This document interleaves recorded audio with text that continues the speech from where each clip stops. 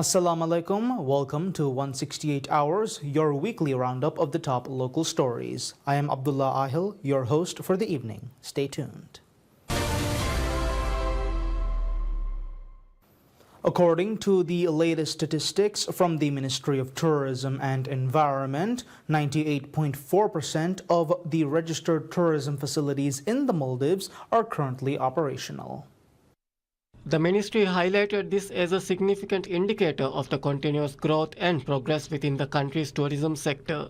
The data reveals that there are currently 68,095 registered beds for tourist accommodation in the Maldives. Out of these, 67,009 beds are actively being utilized to provide services to visitors. The operational facilities currently include 179 resorts, 911 guest houses, 169 safari vessels, and 16 hotels. Resorts account for the largest share of accommodation capacity with 44,807 beds. Guest house provided 16,171 beds, while safari vessels and hotels offer 3,433 and 2,598 beds respectively. While the number of tourist facilities operationalized has increased, this rise has been correlated with an increase in the number of tourist arrivals to the country. In this regard, 312,343 tourists have visited the Maldives in 2026. This is a 5.6% increase compared to the 295,762 tourists that visited during the same period last year. Most notably,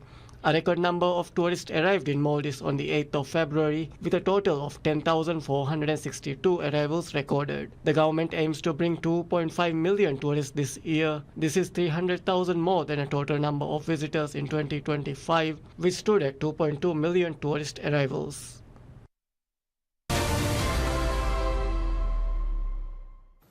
The Ministry of Health announces that 6 new hospitals currently under construction in various atolls of the Maldives will be completed and open to the public within the year, marking a significant milestone in the government's nationwide healthcare transformation agenda.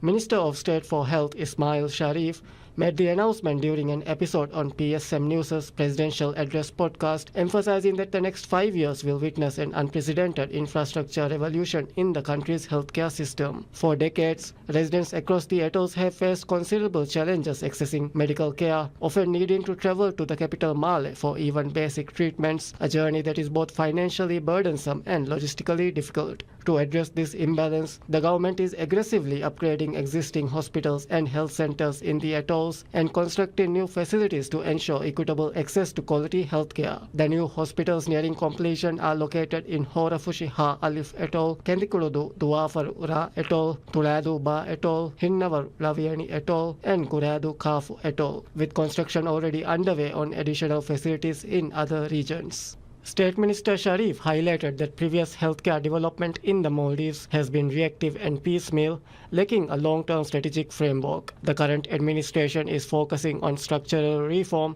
aiming to decentralize medicinal services by developing 7 regional urban centers across the country. As part of this vision, regional hospitals in these hubs are being upgraded to tertiary care level, capable of providing advanced medical services locally without requiring patient referrals to Male. This strategic shift is backed by a substantial allocation in this year's national budget, reflecting the government's commitment to strengthening primary, secondary, and tertiary care networks across the Maldives. The establishment of new general practitioners clinics and expanded medical facilities in atoll communities is also progressing rapidly.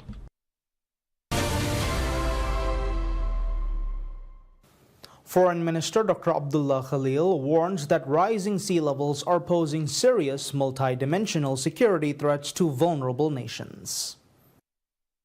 The minister made the remarks while speaking at the side event in Munich titled Rising Seas, Rising Risks, How to Respond to the Multidimensional Security Challenges Posed by Sea Level Rise. The event was co-hosted by the Global Center for Climate Mobility and the Robert Bosch Stiftung on the sidelines of the Munich Security Conference. Dr. Khalil said that although climate change is a global problem, its consequences are not evenly shared. Small island developing states such as the Maldives, he noted, contributed only minimally to global emission but face some of the gravest risks, including rising sea level and increasing extreme weather. The foreign minister outlined the Maldives' adoption efforts, highlighting the development of Ras Malay, an elevated safe city designed to withstand projected sea level rise, along with continued investment in resilient infrastructure. However, he cautioned that adoption measures alone would not be sufficient to confront the broader global security implications of climate change. He called for concrete international action supported by strong political will. Dr. Halil concluded by reaffirming the Maldives' commitment to climate advocacy, stressing that global solidarity will be essential to safeguard vulnerable nations and secure a sustainable future.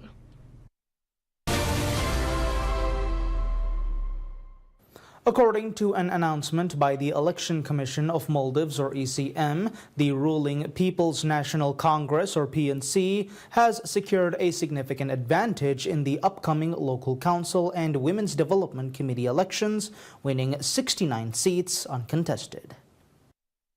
This early dominance underscores the party's strong position ahead of what remains a highly competitive electoral process slated for the 4th of April. The ECM finalized the list of eligible candidates on the 12th of February, confirming uncontested victories in multiple constituencies after withdrawals. A total of 2,994 candidates initially filed nominations, but 67 dropped out before the deadline. Of these withdrawals, 36 were local council candidates, while 31 were vying for seats in women's development committees. In the local councils, the PNC secured 28 uncontested seats, while the opposition Maldivian Democratic Party, or MDP, won just one. The Adalat Party and independent candidates claimed 1 and 3 seats respectively. A similar trend emerged in the Women's Development Committees, where the PNC dominated with 41 uncontested victories, followed by the MDP with 5.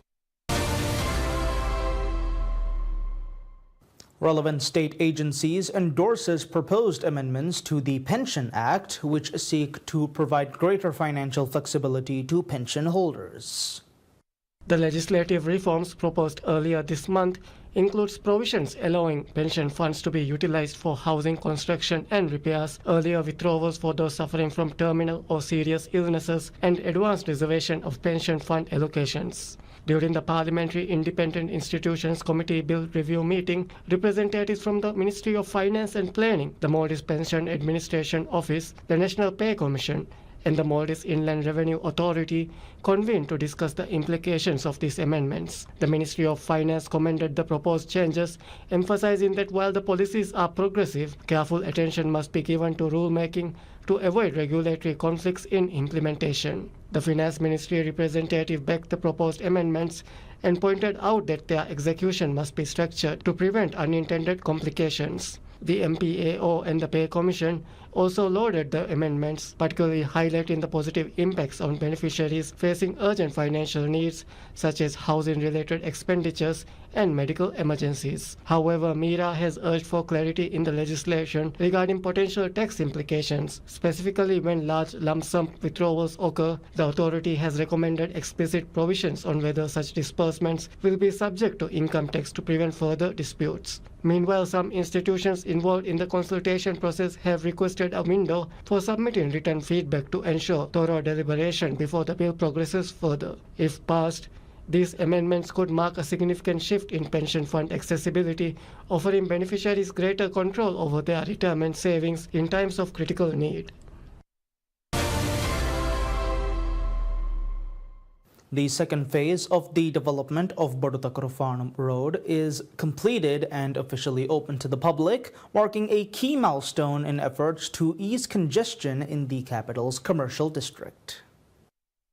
Construction of the roads of local market area commenced on the 9th of December. Under the second phase, a 250-meter stretch from the local market to North Harbor has been paved and upgraded. The road was widened by 6 meters through dredging and land reclamation, significantly expanding its carriageway capacity. Prior to the opening, a tree planting ceremony was held to green the newly developed corridor. 12 cabinet ministers participated in the initiative, initiative alongside senior state officials and employees of Maldives Transport and Contracting Company, or MTCC, who collectively planted trees along the roadway. Minister of Construction, Housing and Infrastructure Dr. Abdullah Muttalib announced the opening of the road and outlined its strategic importance. The Borota-Kurfan road development is being implemented in multiple phases. The first phase, covering 140 meters from the number 1 jetty area to the local market, has already been completed and opened. With the completion of the second phase, traffic now flows through the upgraded section. MTCC commenced the second phase with the objective of completing the works before Ramadan, successfully meeting the target timeline. The overall project will upgrade a total of 1,088 meters, extending from the Hemvero Ferry Terminal to North Harbor. Upon full completion, the government expects the project to significantly reduce congestion in the commercial port area and enhance the efficiency of goods transportation within Male.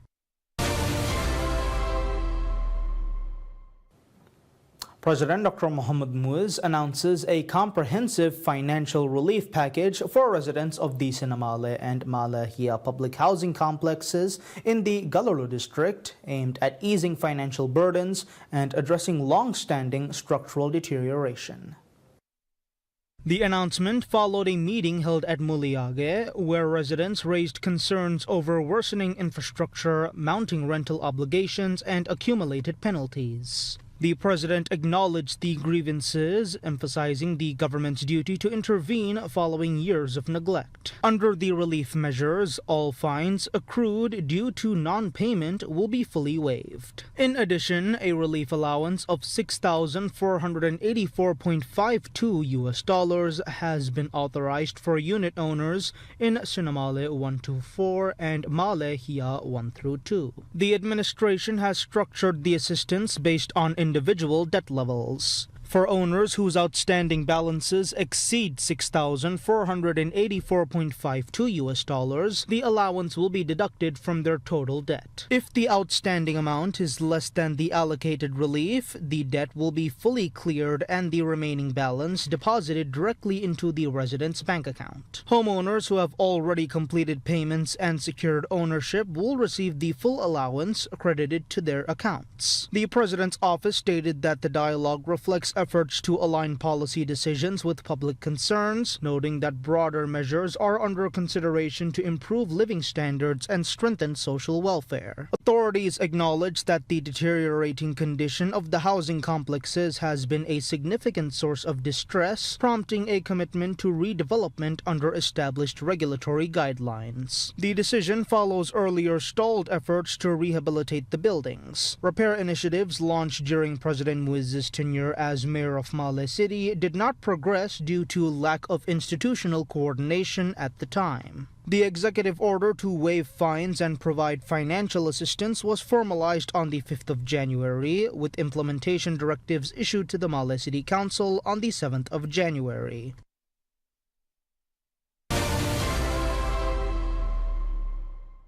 A cohort of 39 aspiring legal professionals officially enters the legal fraternity after taking the oath of office in a ceremony held in the capital. Among the newly sworn-in lawyers, 28 are women and 11 are men, marking a significant step toward gender balance in the country's legal sector. The oath was administered by High Court Judge Fatimat Fariza, while the permit to practice was handed over by the chief guest, Supreme Court Justice Dr. Muhammad Ibrahim. With this induction, the total numbers of members of the Bar Council of Maldives rises to 1,952, of whom 533 are currently licensed to practice law under the Legal Profession Act. In his keynote address, Justice Dr. Muhammad Ibrahim emphasized the noble responsibilities inherent in the legal profession. Bar Council President Hossein Siraj echoed these sentiments, reminding the graduates that true success as a lawyer extends beyond winning cases. He stressed the importance of ethical conduct, particularly in maintaining client confidentiality and handling cases with sincerity and transparency. Since the enactment of the Legal Profession Act Act in 2019, aspiring lawyers in the Maldives must pass a rigorous bar examination and complete a mandatory training program to qualify for admission. President Dr. Mohammad Muiz states that Ramadan can serve as a guide to bring about positive changes in society. He made the statement in his address to the Maldivian people on the occasion of the holy month of Ramadan 1447. In his address, the President sent congratulations and best wishes to the people and the wider Islamic Ummah for Ramadan. He described Ramadan as a month of piety, avoidance of sins, and steadfastness on the right path. The President emphasized the importance of obeying religious obligations, customs, rules, laws, and regulations. He said establishing a society that prays 5 times daily, protects children, and respects elders are vital. He described an ideal society that is drug-free, avoids unhealthy habits, and fully upholds Islamic principles and Maldivian cultural values. The President further advocated for a strong Islamic culture and civilization. He added that he wished for Maldivians to always receive compliments from other nations and are dignified and respected. Describing Ramadan as a spiritual guide that can help the Maldivian society to adopt the best of characters, he said the holy month teaches Muslims to prioritize their religion and structure their lives and schedule activities around worship. He also highlighted that society and family gatherings such as iftar and suhoor strengthens community relationships, compassion, and love during Ramadan. The President urged people to use Ramadan to educate themselves on religious and national principles to bring positive changes to the country.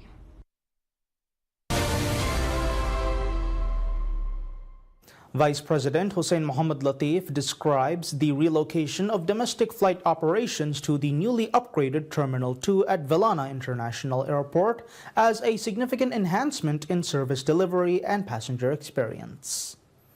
He made the remarks at a ceremony to mark the official commencement of domestic operations at the modernized terminal. The Vice President noted that following the recent inauguration of the new international terminal, the swift completion and transition to the upgraded domestic facility represents a key milestone in the airport's broader development trajectory. He stated that the improved infrastructure would deliver measurable benefit to both Maldivian citizens and the national economy. Highlighting long-standing concerns, he observed that the previous domestic terminal, which is a vital gateway for residents and tourists traveling between islands, had required modernization for some time. Capacity constraints and infrastructure limitations, he said, had presented operational challenges and restricted the full economic potential of domestic aviation services. Vice President further emphasized that the opening of Terminal 2 reflects the priority accorded by President Dr. Mohammad Muiz's administration to addressing infrastructure challenges through timely and comprehensive interventions. The new facility offers expanded space,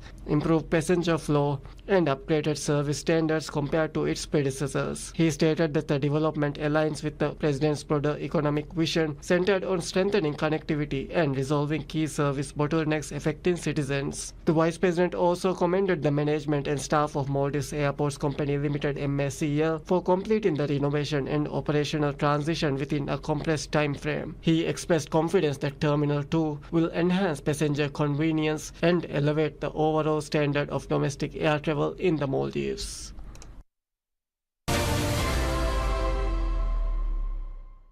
Parliament begins deliberations on a government proposal to amend the Employment Act, a measure intended to ease financial burdens on small and medium-sized enterprises or SMEs by exempting them from foreign labor quota fees. The bill introduced by Mohammad Shamiz, Member of Parliament for Madaweli, represents a significant policy shift aimed at strengthening the country's smaller commercial entities. The amendment would remove the obligation for qualifying SMEs to pay quota fees for expatriate employees. Responsibilities for determining eligibility would rest with the Cabinet of Ministers, which must apply criteria designed to ensure the exemptions reach the sectors most affected. A revision to Section 65(4) of the legislation requires the Cabinet to foster a supportive environment for micro, small and medium enterprises with the broader goal of expanding their role in the national economy. Policymakers are instructed to weigh the potential for long-term job creation and to reduce disparities between large corporations and small businesses. In designating eligible sectors, the government is further directed to encourage improvements in business standards and promote innovative commercial practices. On 17 February, Parliament voted to take the bill under consideration with 58 members supporting the motion. The proposal has now been referred to the Committee on National Development and Heritage for detailed review, marking the next step in the legislative process. The measure builds on a government initiative launched earlier this year to address systematic challenges facing SMEs. Its direction stems from a consultation held on the 17th of December 2025 when President Dr. Mohammad Muiz met with business owners to hear their concerns. Entrepreneurs identified the high cost of securing foreign labor quotas as a central obstacle to growth. In response, President Muiz pledged that his administration would deliver solutions to the issues raised. He assured stakeholders that the difficulties hindering SME development would be resolved within 2 years.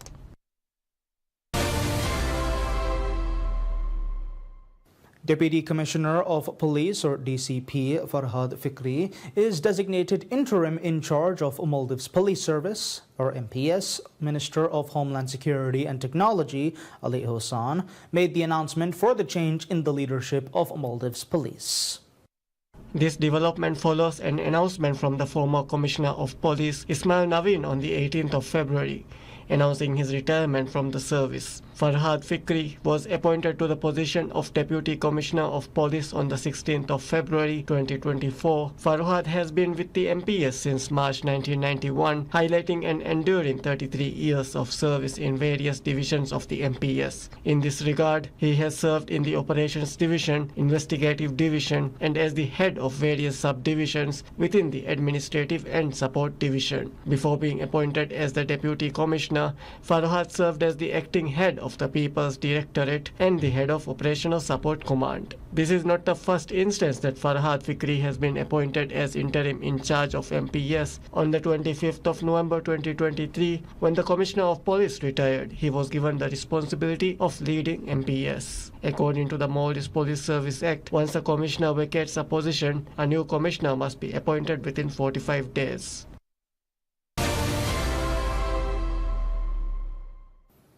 The Maldives is intensifying efforts to reduce reliance on imported fruits and vegetables through a comprehensive strategy aimed at achieving national food self-sufficiency. President Dr. Mohammad Muizzu, in his presidential address at the opening of Parliament on 5th February, underscored agriculture as a cornerstone of sustainable development. He criticized previous administrations for under-prioritizing the sector and emphasized the need to reposition domestic food production as a national priority. Under the leadership of the Ministry of Agriculture and Animal Welfare, modern farming systems have been rapidly deployed across the country. Hydroponic facilities have been established on 10 islands, while greenhouse infrastructure has been developed across 12 islands in the northern region. A total of 478 farmers have completed specialized agricultural training programs. At the Hanimadu Agricultural Center, capacity has been expanded with the installation of 3 vertical hydroponic systems designed to enhance yield efficiency and optimize land use. Progress has also been recorded in agricultural regulation and value addition. 10 farmers from Goedu recently received certification under the Maldives Good Agricultural Practices MGAP framework, marking the first time certification has been awarded following the completion of all 5 program modules. A value addition facility has also been constructed in Goedu under a regional initiative supporting small-scale farmers across the SAARC region. Financial support remains a central pillar of the strategy. The government introduced the Danduveri Mamfa matching grant program valued at $979,247.74 to assist farmers in establishing greenhouses and adopting modern cultivation techniques. To strengthen market access, a dedicated Ramadan market was launched, supported by supply vessels transporting agricultural produce directly from the islands to consumers. Collectively, these measures form part of a broader national policy mandating the localized production of key food staples in volumes sufficient to sustain the population. The government has also invited private sector participation through public-private partnerships to accelerate investment and innovation within the agricultural sector.